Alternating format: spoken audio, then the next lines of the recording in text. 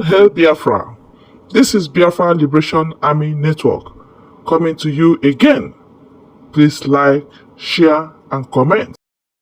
My beloved brother, let me tell you, today is something that many people do not know. The reason why Bianca Ojukwu was appointed. She was not appointed basically on some issues related to the betterment of Nigeria or the issue related to Nigeria affair. Forget the fact that they included there whether free international affair or whatsoever minister, foreign affair minister. You know the meaning of that foreign affair minister? It to send her and use her against her own blood. Because Nigeria have seen it, the only way to fight Igbo people or to fight the Biafrans is by using the Biafrans against the Biafran. And that is why they use the wife of the late Biafran motivator. So that he can tell Finland that so that they can use her to enter Finland and to convince Finland that even her husband, this is the man, wife who fought the Biafran war. Look at the statement or the character of the wife now. Regarding, you know, people like that will come up on social media and tell lies which their husband has never, told them. So then now look at it. What shall we do to stop this young man? Ever since we have tried to bribe him, ever since we have tried to, figure out things which he refused to adhere, which he refused to comprehend, which he has refused to wake up. So let's do it this way. Let us use his own blood, a fellow Biafrans, to tackle him. You see why they look at who fit the office. Who is the person that suit to the office? And they see no other person that suit the office than Bianca Ojukwu. You see why they give Bianca the appointment that they gave to her. Do you understand? And you will agree with me, the very month that they gave Bianca that office was the very month after visiting Finland, that the Finland laity police invited Simon Ekpa. And from there, they hold Simon Ekpa. I don't know whether you get the point now. And they go to Sidious Musa and co. Accuse Simon Ekpa on being the one responsible for the killings that is going on in the southeast. And the question I want to put to Finnish government, regard to what the judgment that they have just recently passed on Simon Ekpa, I want to ask, ever since you people hold Simon Ekpa, does killing stop in the southeast? Does killing stop in the whole federation called Nigeria? Even as we speak now, Castena is in Siaj. As we speak now, Sokoto is in Siaj. Jigawa is calling on Easterners for help. As we speak now, my beloved brother, in Kwara State, they have given an instruction for a whole village, Yorubas, that are in Kwara State to evacuate. Is that one Simon Ekpa again? Whereby they are giving somebody who owns a land a quick notice in his ancestral land. Is it not beyond terrorism? Why is it too much focus on the southeast? Why the focus on southeast is something that I want to tell you. The southeast, they said, have been a stronghold while they are shouting one Nigeria. Are you hearing me? The one Nigeria they are still talking about today is because of the southeast. The resistance of the southeast region against the Fulanization of this country, against Islamization of this country. That is why they still have mouth to say one Nigeria. The resources which they are still making in the southeast, that is why they are still recognizing one Nigeria. Remember, the northern elite last year said it clearly and boldly that if not for the Igbos, that they would have, when we were debating and talking about Obi won election and it was not given to him. One northern elder said that the Igbos should start accepting Islam if they want to rule Nigeria. El-Rufai is another living person who made similar statement.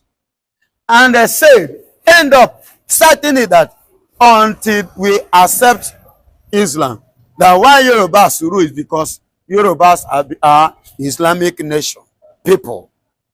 Whether you get it. He said, the allies said, if not for the Igbos, they would have succeeded in their dream, achieving their goal. And if you take a look at that statement, you agree with me that in the middle belt now, Fulani has taken over middle belt. They have conquered middle belt. Even to the point that Benue governor is under the influence and control of Fulani. You understand? So the Benuans doesn't have anything to do, achieve, even in their own land. They have surrendered. And that was why over 200 of Benuans was killed and roasted in a day within under 24 hours. And up to date, Nigerian government didn't do anything. To date. Even when Bola Ahmed Tinubu, the president, visited Benue, he left. The very day he left, over 50 was killed. And Sidia Musa did not send marching order. He did not send 21 armored tanker. He did not send any armored in Benue. What about Katsina? Are you hearing me? Do you know, as we speak now, ADC, African Democratic Congress, one of the parties which Atiku and Co are colliding, forming together to use against Bola Ahmed Tinubu. Do you know that they are calling Bola Ahmed Tinubu today to come and declare state of emergency in the north? He refused to do that to date. Yes, to declare state of emergency. In Katsina, Bola Ahmed Tinubu refused to do that because he knew that he's not going to gain anything if he do that. That was why in one of my interviews, I told them that what has been happening or what happened in Kaduna, Lagos and every other place in a part of Nigeria is not to compare only the just little, misunderstanding between Wike and Fubara. He declared state of emergency because of the oil. East has been always the place to use for one Nigeria. Soak it. Sultan of Sokoto, 23 oil well in Niger Delta. Asari Dokubo, the foolish old man, did not have any porter or any quarter of gold in the north. And he's there dancing and clapping for Fulani. And the Fulani, one person, old 23 oil block. What a shame in your father's land. Now Bianca is celebrating. Now Nigeria is rejoicing. Because to them, they have achieved their goal. But they don't know that that movement, that what is on the ground, what has played now, is a very big and a huge plus to Biafra. To Biafran race.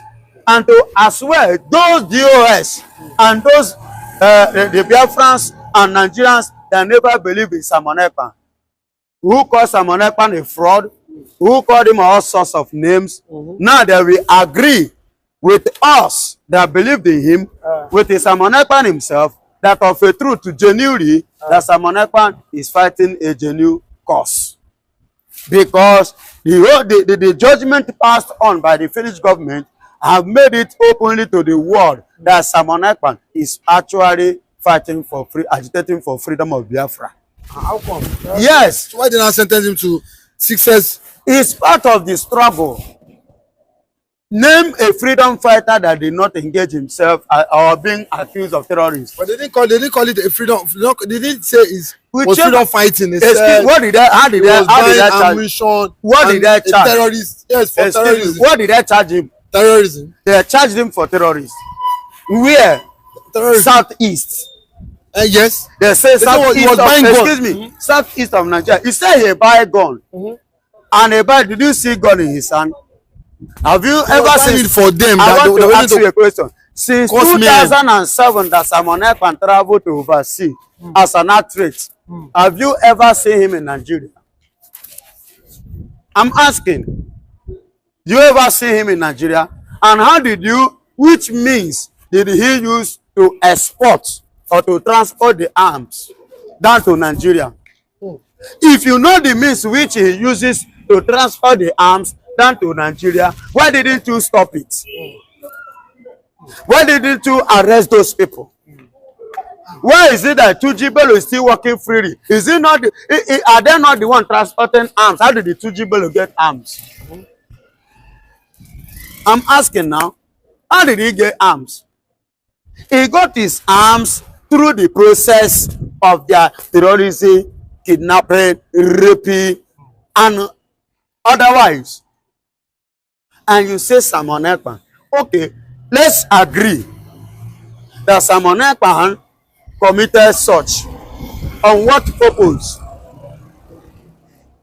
Are you hearing me? Two, is he the first person to have done that? Or is he going to be the last? Because other nations will still rise up one day and fight for their freedom. In Sudan, it happened. South Africa, it happened. America today go through that to get their independence, including Finland, Finnish government.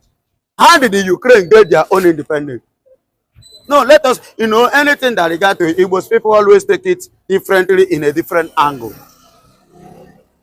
Now, ever since the Finnish government to hold Simon Ekpa, has killing and kidnapping and raping stopped up to this very moment, even as we speak now. Has it stopped? I am throwing it as a question. Somebody should, answer me.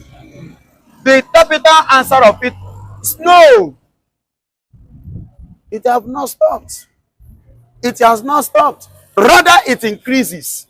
That is to tell you that Finnish government have made a very huge mistake regard to the case of Simon Ekpa by giving him 6 years jail time. And I love it because they have now pushed Simon Ekpa into the corridor of what?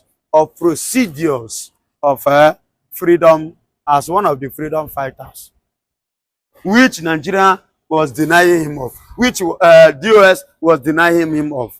Now, the Finnish law have included him as one of the freedom fighters, of which we, the Biafrans, are going to appeal for it within 7 days from that day. So, by the special grace of God, from now till next week, you will hear it in the court. We are going to appeal because under the cessation of the UN Charter, according to UN Charter in freedom fighters, Simon Ekpa has not committed offense. I will tell you this. Go and check their charter, section 1 and 55. It qualifies Simon Ekpa to do what he did to gain freedom. So he has not acted outside the law of the UN Charter. So he still remained under the corridor of UN Charter. Hello? Are you getting it now? So I am putting many people through over what they did not know. So what has happened now? Give us more legal rights, legal recognition regard to Simon Ekpa. And if at the end of the day he has to, face the law according to the judge conclusion, that 3 years already serve 9 months. So if at the end of the day you will agree with me that he will not spend more than, let's say, 2 years, then and by the time he does that and comes out, he will be a free man, isn't it? And when he becomes a free man, does he stop the struggle? No. That means you are giving him a legal right to pursue the goal without anybody interference in him. So you see why I say it is a huge plus to Biafrans and for the agitation. That is something that because Nigeria didn't know the law, and that is why they push and they spend hard-earned money, reserve money, and the resources, oil, to do what? to make sure that they buy finished government. You know, Finland is a small country. And this resulted to one of the greatest mistake Nigeria ever made again regard to this struggle. You know, they made the same mistake, illegal rendition of Mazen Nnamdi Kanu from Kenya. Because Kenya is a small country, of which at the end of the day, Kenyans are regretting it today. Which Finnish government will regret their own later. Yes, as we speak now, do you know that that money which Nigeria pulled out to bribe a Finnish government has affected Nigeria economy, that they could not be able to pay the embassies, I repeat, embassies in Nigeria to pay their fees. All the embassies, I said embassies. That is more than one, multitude, plenty of them. More than one. The embassies Nigeria could not pay now is affecting Nigeria because of one person. Do you understand? But if not for the fact that Nigeria is a terrorist nation, I see no reason why they should be hunting for Simon Ekpa. I see no reason why they should be disturbing somebody like Mazen Nnamdi Kanu and Tuji Bello, people like Tuji Bello. Hence, men, kidnappers are working freely in the country. You see why Canada said APC government is a terrorist government. PDP government is a terrorist government. They are all terrorist political parties. Because the same set of politicians that are in these political parties are the ones sponsoring the insecurity in Nigeria. They are the one in power, which they have every right to use their position to do what? To stop the insecurity. Rather, they are the one promoting it. Yes. The El-Rufai that is talking, Sheyi Gumi, El-Rufai was once governor of Kaduna State for 8 years. True of us. Remember that El-Rufai sponsored, he collabed with the late Muhammadu Buhari in 2016 to bring in this thing that we are suffering today. Remember, it was in Buhari tenure that the Fulanis had a conference in Abuja for like 1 week, or 3 months. 3 months.